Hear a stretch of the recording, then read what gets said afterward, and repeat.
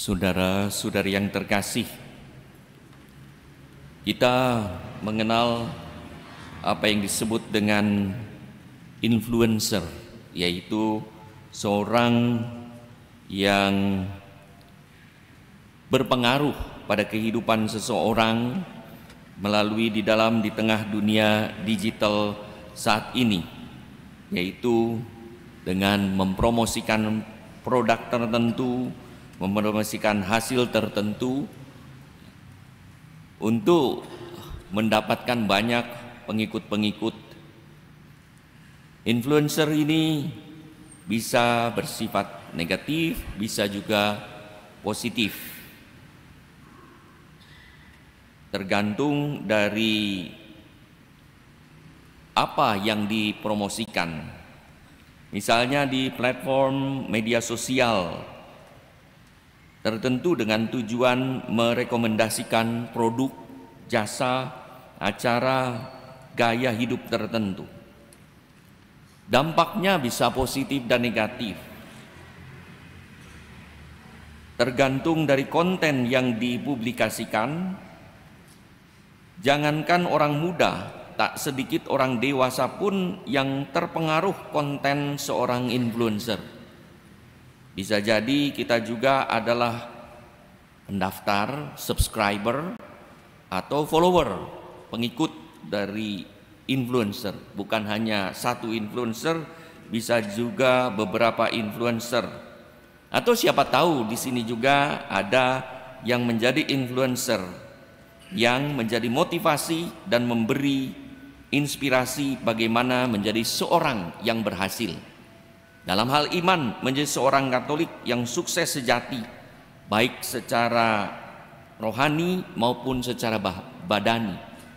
Maka ada kelompok sukses sejati Katolik yang berhasil dalam bidang usaha, berhasil dalam profesi, dalam pekerjaan, tetapi juga berhasil dalam kehidupan rohani, dekat dengan Tuhan dan terlibat pada banyak pelayanan.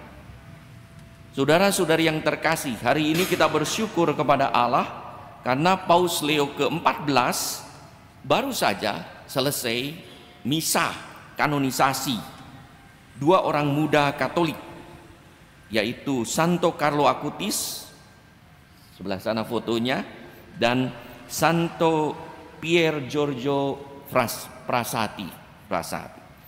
Jadi begitu selesai berkat di Roma tadi, kami mulai berjalan memasuki gereja. Maka misa diadakan syukuran ini sore karena tidak boleh mendahului misa yang di sana. Kalau kita tahu seseorang menjadi kudus, baik muda ataupun tua, karena ia menjadi influencer kudus yang menghadirkan belas kasih Allah dan membawa sesama makin beriman pada Allah. Carlo Acutis yang menjadi orang kudus milenial pertama dan wafat pada tahun 2006 pada usia 15 tahun akibat penyakit leukemia, dikenal sebagai God's influencer.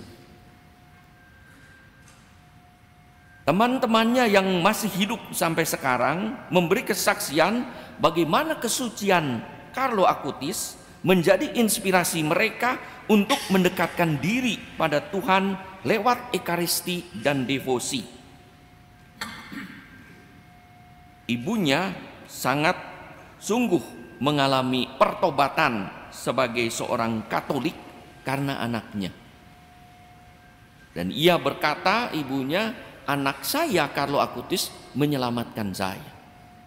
Ia dulu dikenal sebagai seorang Katolik, Baptis Katolik, tetapi tidak menjalankan kehidupannya. Tetapi dengan kesaksian hidup dari Carlo Acutis, ia mengalami perubahan yang luar biasa. Carlo Acutis berkata bahwa ekaristi adalah jalan tol masuk surga, sedangkan rosario adalah tangga terpendek menuju surga. Jadi devosi, sakramen ekaristi ia laksanakan. Sedangkan Pier Giorgio Frassati yang wafat tahun 1925 pada usia 24 tahun akibat sakit polio yang diduga menurut para dokter spekulasinya penyakit ini akibat tertular dari orang-orang yang dilayaninya. Hidupnya didedikasikan pada pelayanan sosial untuk mengurus orang miskin, tunawisma, dan orang sakit serta para prajurit yang dipulangkan kembali dari Perang Dunia Pertama. Pelayanannya yang luar biasa. Yohanes Paulus II menyebut Frasetti itu sebagai manusia 8 sabda bahagia yang mengusahakan jalan kekudusan. Maka kata-kata frasenya yang sangat terkenal, ia berkata menuju ketinggian, berjalan menuju ke surga, verso lato. Jadi jalan menuju, dan dia mengusahakan perjalanan. Hobinya dia jalankan naik gunung, tapi dalam penghayatannya perjalanan hidup rohani pun harus naik gunung menuju melalui kehidupan suci dengan menjalankan sabda bahagia.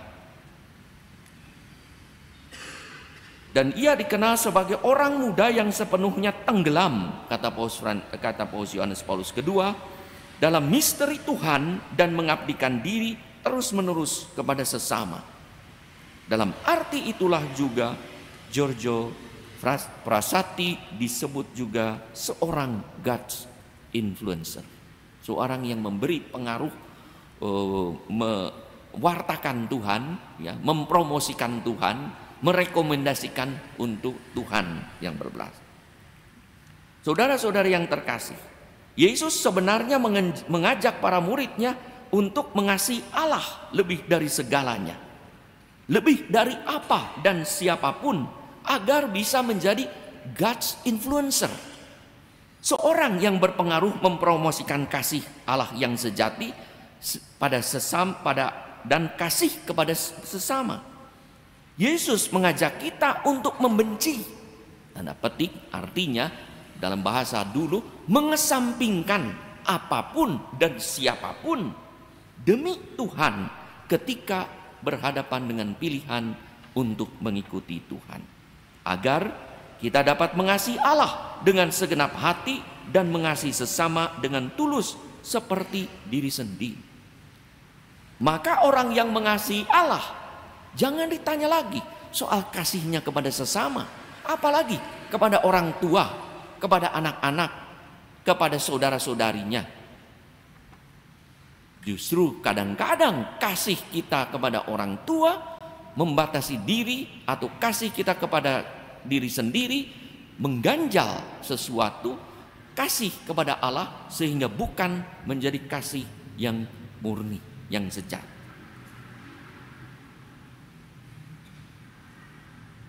Saudara-saudara yang terkasih, bagaimana mungkin seorang bisa menjadi God's influencer yang memberi kesaksian tentang kasih Allah kalau ia sendiri tidak mengasihi Allah dengan sepenuh hati? Maka itu tuntutan Yesus, ya.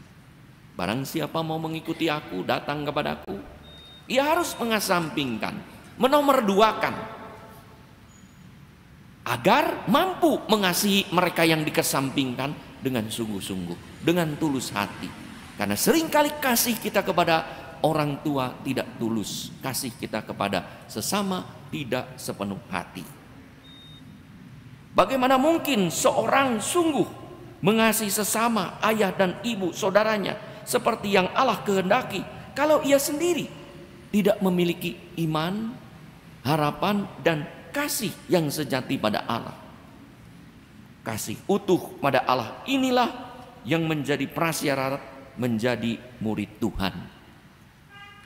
Seorang murid Tuhan tiada lain adalah seorang God's influencer, seorang yang memberi pemengaruh ya tentang Allah, seorang yang serius dalam hidup spiritual, membina hidup kudus, dan berpengaruh pada kehidupan sosial karena pelayanan total pada sesama seperti yang dihidupi oleh Carlo Acutis dan Giorgio Frassati. Dua orang muda, dan mudah-mudahan ini memotivasi orang muda. Carlo Acutis, ahli dalam bidang IT, internet, teknologi, maka mengumpulkan mujizat-mujizat Ekaristi dan menerbitkannya dan melakukan katekese sakramen, terutama Ekaristi, melalui kemampuannya. Main game juga, video, tapi selalu membatasi diri dan selalu diaplikasikan untuk kepentingan pewartaan. Demikian Frassati juga seorang muda yang menjalankan hobinya, tetapi serius dan tekun dalam hidup rohaninya dan hidup sosialnya. Saudara-saudara yang terkasih, buku utama yang dibaca oleh dua santo muda ini adalah kitab suci. Hari ini adalah Minggu Kitab Suci Nasional yang bertema Allah sumber pembaharuan relasi dalam hidup. Kitab suci membantu dan membimbing kita untuk memperbarui hidup kita dengan Allah yang menjadi sumber relasi kita dengan sesama. Bagi dua santo ini, kitab suci adalah sumber utama ajaran moral dan kasih Kristus yang menuntun hidup sehari-hari, yang bertumpu pada relasi dengan Tuhan. Relasinya dengan sesamanya, pelayanannya kepada sesamanya bertumpu pada relasi dengan Tuhan. Tadi dua relik diarak, yang diarak oleh yang sebelah kanan itu relik dari peninggalan dari Santo Carlo Acutis. Itu relik tingkat pertama, itu rambutnya Santo Carlo Acutis. Itu dibawa oleh Romo Wahyu, Romo Vigien dari Roma, dari Assisi. Yang satu lagi itu tingkat kedua, Frassati, dibawa oleh saudara Heri, diusahakan itu spray dari Carlo Acutis. Maka spray saudara jangan dibuang ya, kalau kudus nanti jadi sapu tangan spray itu. Tapi kalau kudus ya nanti diarak gitu ya. Saudara-saudara yang terkasih, semoga perayaan syukur dua orang muda yang menjadi God's influencer ini ya mengajak kita untuk makin mencintai Ekaristi, devosi dan kitab suci, serta makin bisa berbela rasa melayani sesama sesuai dengan situasi dan posisi kondisi kita masing-masing.